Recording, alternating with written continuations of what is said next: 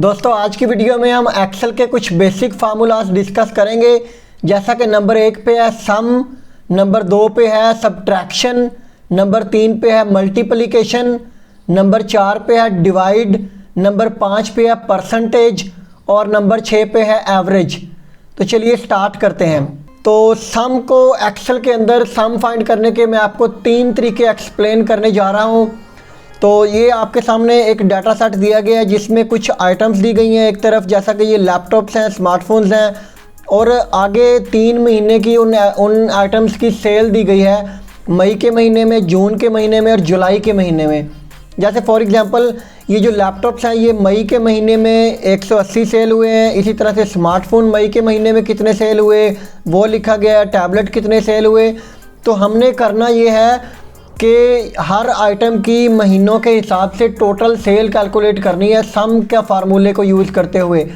जैसा कि यहाँ पे हम मई के अंदर जितनी सेल हुई वो यहाँ पे इसका सम फाइंड करेंगे कि हमने मई के महीने में टोटल कितनी प्रोडक्ट्स सेल की हैं।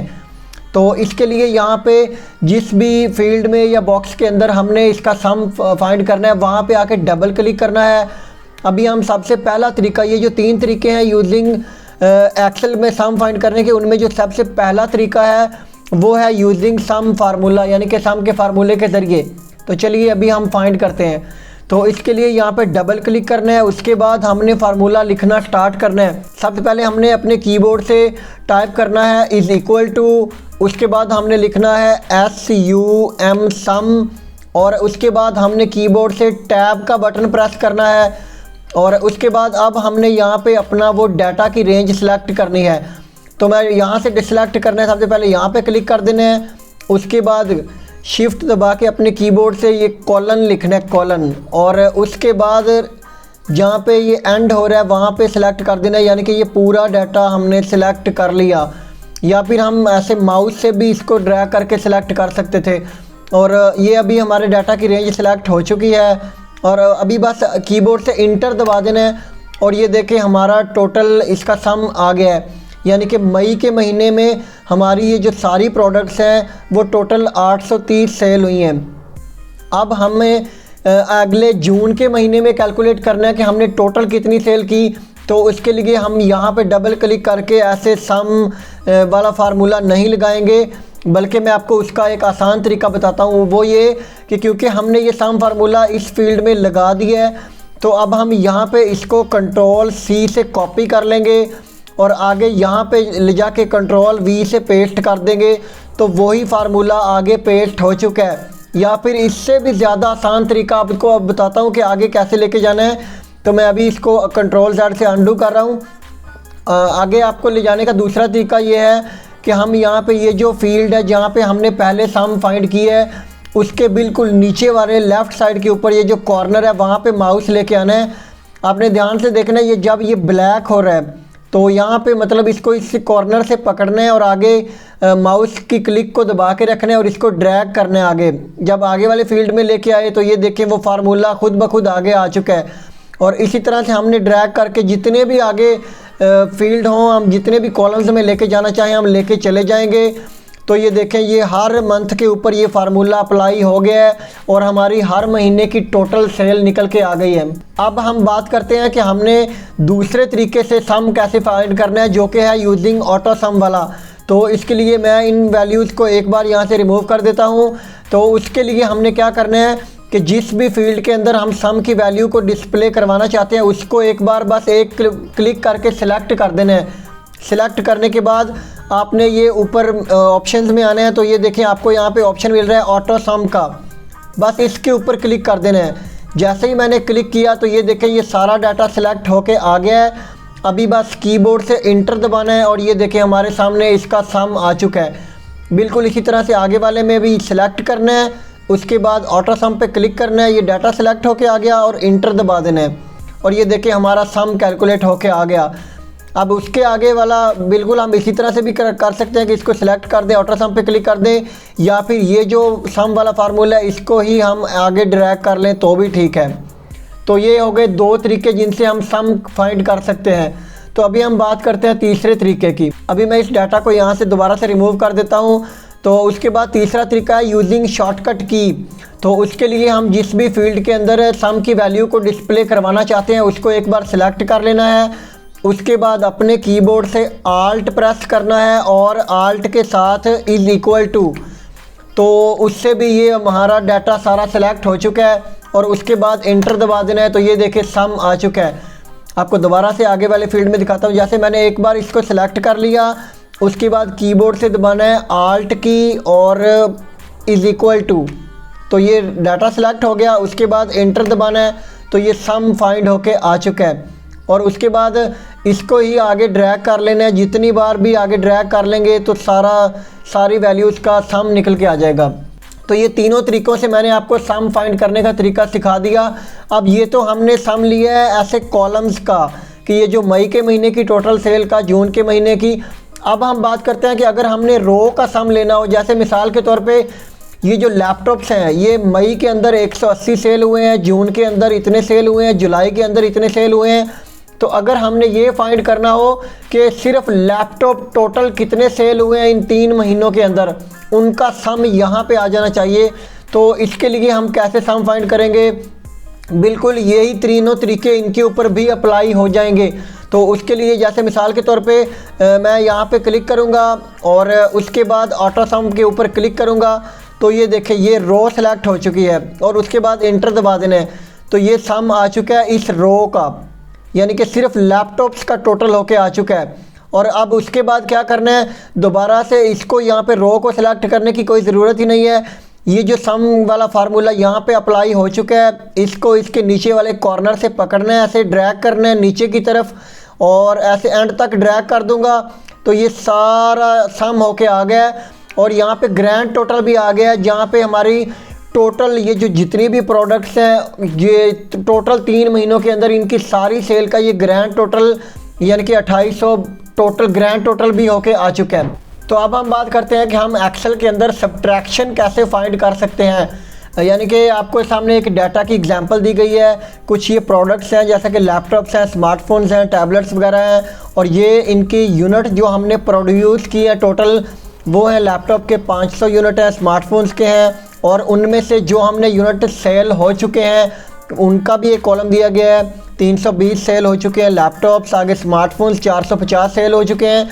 तो हमने यहाँ पे रिमेनिंग यूनिट फाइंड करने हैं कि हमने जो 500 टोटल लैपटॉप प्रोड्यूस किए थे उसमें से 320 तो सेल हो चुके हैं, तो हमारे पास बकाया कितने लैपटॉप बच चुके हैं वो हमने फाइंड कर रहे हैं और वो हम फाइंड करेंगे सब्ट्रैक्शन की मदद से। तो इसके लिए हम क्या करेंगे, यहाँ पे हम डबल क्लिक करेंगे, जिस भी फील्ड के अंदर हमने सब्ट्रैक्शन को अप्लाई करना है इसके ऊपर डबल क्लिक करेंगे। हम यहाँ पे लिखेंगे इज इक्वल टू लिखने के बाद हम सबसे पहले टोटल जो यूनिट्स हैं वो सिलेक्ट कर लेंगे।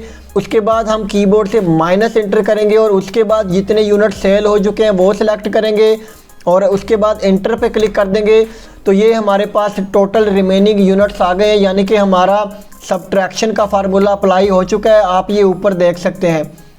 तो अब हम क्या करेंगे, बार बार ऐसे हर वैल्यू के लिए ये फार्मूला दोबारा से लिखेंगे नहीं, बल्कि ये जो हमने फार्मूला अप्लाई कर दिया है इसको ही हम ये नीचे वाले कॉर्नर के ऊपर माउस से क्लिक करके नीचे ड्रैग कर देंगे तो ये सारी वैल्यूज़ के ऊपर ही अप्लाई होके आ चुका है और ये हमारी सारी प्रोडक्ट्स के रिमेनिंग यूनिट्स की वैल्यूज़ आ चुकी हैं। तो अब हम बात करते हैं कि हम एक्सेल के अंदर मल्टीप्लिकेशन कैसे फाइंड कर सकते हैं।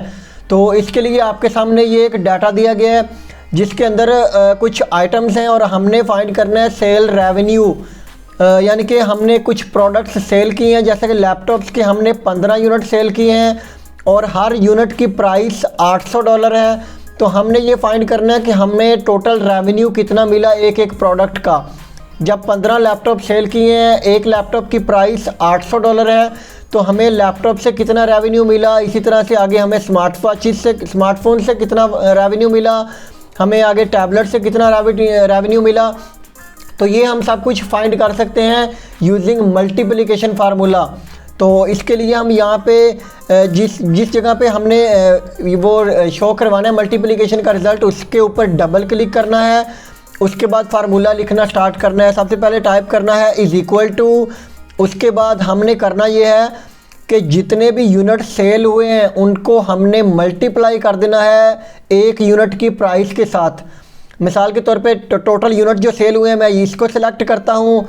इसको सिलेक्ट करने के बाद हमने कीबोर्ड से स्टार इंटर करना है, क्योंकि ये स्टार मल्टीप्लिकेशन का सिंबल है।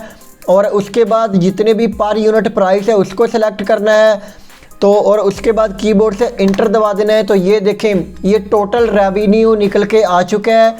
जब हमने $800 एक की प्राइस है और 15 टोटल लैपटॉप सेल किए हैं तो $12,000 उसकी वैल्यू आ चुकी है, जो कि टोटल रेवेन्यू है। अब हम इसी को नीचे ऐसे इसके कॉर्नर से पकड़ के नीचे ड्रैग कर देंगे तो ये हमारे पास टोटल हर एक प्रोडक्ट का अलग अलग रेवेन्यू आ चुका है। तो अब हम बात करते हैं कि हम एक्सेल के अंदर डिवीज़न वाला फार्मूला कैसे अप्लाई कर सकते हैं। तो ये हमने कुछ यूनिट प्राइस कैलकुलेट करनी है, जो आपके सामने एग्जांपल डाटा दिया गया है। कुछ आइटम्स हैं, उनमें से हर एक आइटम का जो टोटल रेवेन्यू बना है वो लिखा गया है। उसके बाद उसकी कितने यूनिट हमने सेल किए हैं वो लिखे गए हैं, और हमने फाइंड करना है कि एक यूनिट की प्राइस क्या होगी। तो इसके लिए हम डिवाइड वाला फार्मूला अप्लाई करेंगे। तो उसके लिए यहाँ पे हमने क्योंकि इसकी वैल्यू को शो करवाना है, इसके लिए यहाँ पे डबल क्लिक करेंगे और उसके बाद फार्मूला लिखना स्टार्ट करेंगे। सबसे पहले कीबोर्ड से = लिखना है। उसके बाद अब हमने डिवाइड वाला फार्मूला कैसे अप्लाई करना है। सबसे पहले हम टोटल रेवेन्यू उसको डिवाइड करेंगे जितने यूनिट सेल किए, तो हमारे पास पर यूनिट की प्राइस आ जाएगी। तो मैं यहाँ पे टोटल जो इस एक प्रोडक्ट का टोटल रेवेन्यू को सिलेक्ट कर लिया। उसके बाद कीबोर्ड से डिवाइड वाला सिंबल सेलेक्ट कर दिया, ये डिवाइड का है। उसके बाद हमने जो जितने यूनिट सेल किए उस वैल्यू को सिलेक्ट कर दिया और उसके बाद इंटर पे क्लिक करना है। तो ये हमारे सामने एक यूनिट की प्राइस आ चुकी है। और उसके बाद इसी फार्मूले को हमने यहाँ पे नीचे की तरफ ड्रैग कर देना है। तो ये हमारे पास टोटल हर एक यूनिट की अलग अलग प्राइस आ चुकी है। तो इस तरह से हम डिवाइड के फार्मूले को यूज़ करते हुए एक एक यूनिट की अलग अलग प्राइस निकाल सकते हैं। तो अब हम बात करते हैं कि हम एक्सेल के अंदर परसेंटेज कैसे फाइंड कर सकते हैं। मिसाल के तौर पे ये कुछ स्टूडेंट्स के मार्क्स का आपके सामने एक डाटा दिया गया है, जिसमें ये कुछ स्टूडेंट्स के नाम हैं। उसके बाद आगे हर एक स्टूडेंट के टोटल मार्क्स दिए गए हैं और उसके बाद आगे उनके ऑब्टेन्ड मार्क्स दिए गए हैं। और हमने परसेंटेज फाइंड करनी है हर एक स्टूडेंट की कि इसने कितने % मार्क्स लिए, इसने कितने % मार्क्स लिए। तो इसके लिए परसेंटेज का फार्मूला ये है कि हमने ऑब्टेन्ड मार्क्स को डिवाइड करना है टोटल मार्क्स से, और जो भी वैल्यू आए उसको मल्टीप्लाई कर देना है 100 से।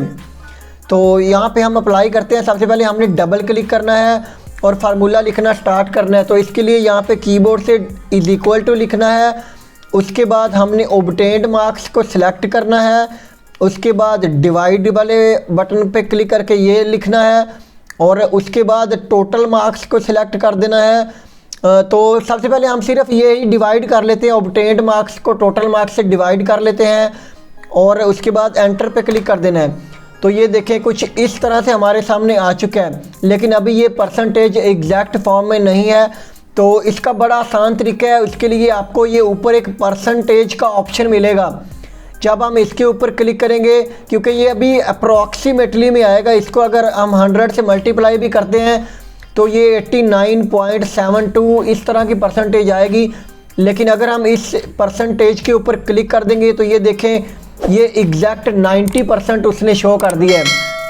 अब इसी तरह से हम अगले स्टूडेंट के मार्क्स के लिए ये पूरा फार्मूला ये जो ऊपर लिखा रहा है इसको दोबारा से नहीं लिखेंगे, हम बस इसको यहाँ से नीचे वाले कॉर्नर से आगे ड्रैग कर देंगे।